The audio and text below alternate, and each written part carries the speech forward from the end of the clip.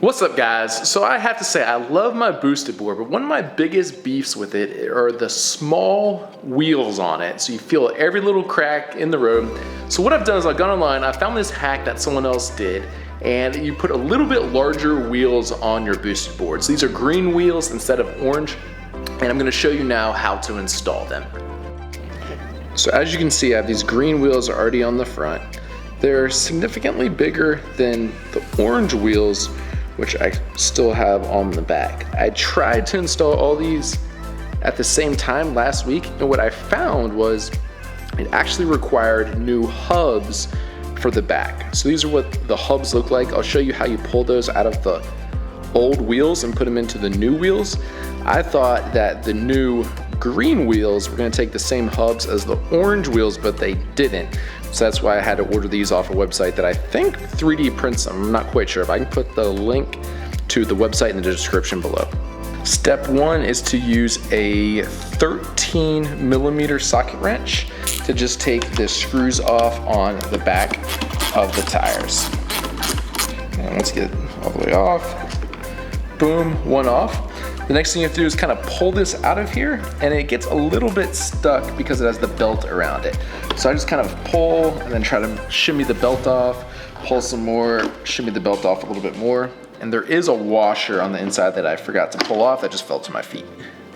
And then you'll also find one washer on the inside right here. So as you can see, we have this hub, which is the old hub in the orange wheel.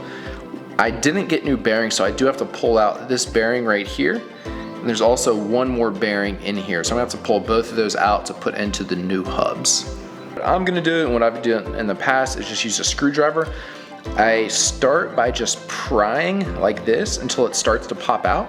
And then I usually go on the inside and push it the rest of the way out with the screwdriver.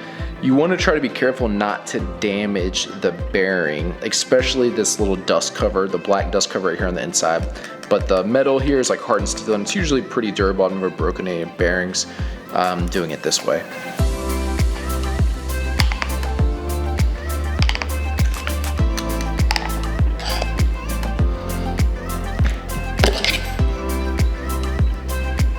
And there we go. We have the first bearing, and then go ahead and do the same thing with the other bearing. This one should be a little bit easier. I think I can just hit it from the inside.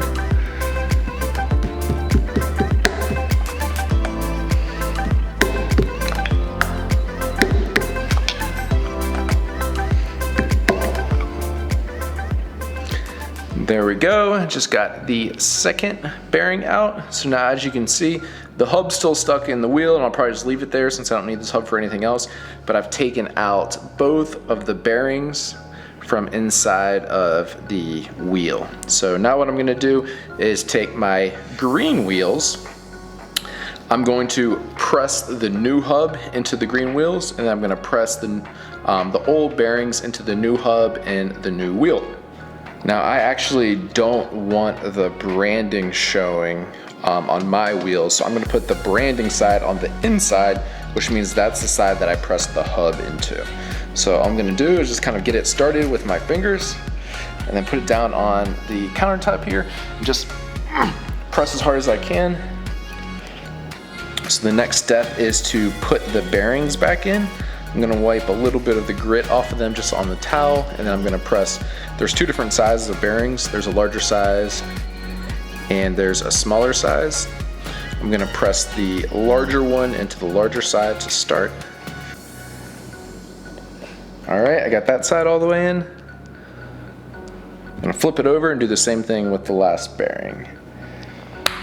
And the last thing I'm gonna do is just slide it right back on without forgetting about the spacer or the washer. I'm just gonna slide it back on. It's gonna be a little bit hard to get on because of the belt. So I'm just going to push it on a little bit, kind of rotate the belt around. Lastly, I'm going to put the small washer in the front and then take my nylock nut and tighten it back down.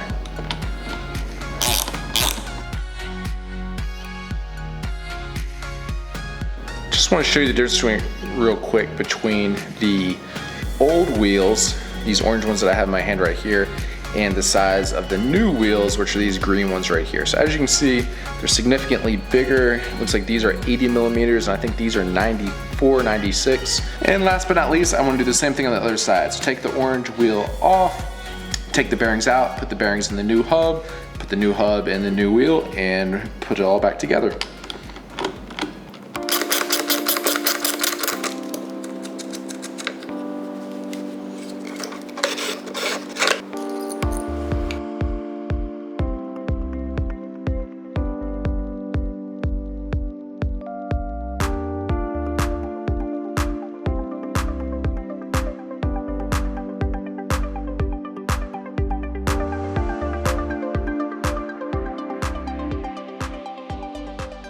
And now that I have it all assembled, I have the hub in, both bearings on this side. I'm not gonna forget to put the big washer on the inside. I have my spacer on. I'm gonna go ahead and slide it back on. Same as the other side. You kind of have to jiggle it a little bit, slide it on. After it's all the way on there, I'm not gonna forget my small washer, nylock nut, twist it on there. Probably gonna tighten it pretty tight. Spin it a few times to make sure the belt's not rubbing funny or anything. And it looks like we're all set. So now we went from these smaller orange wheels to these larger green wheels. And now it's time to take it outside, test it out, and see how much better it rides. Hang on, before we go anywhere,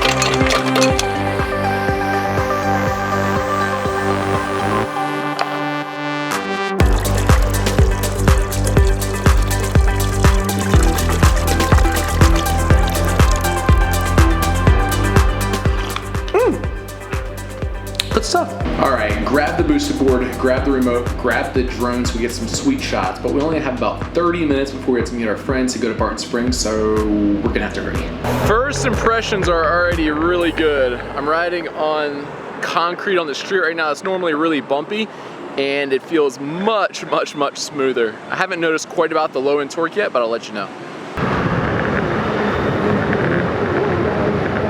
I was looking for a big parking lot to do some shots in and be able to fly the drone without hurting anyone, and I think this is gonna do the trick. This is a good spot. I like it.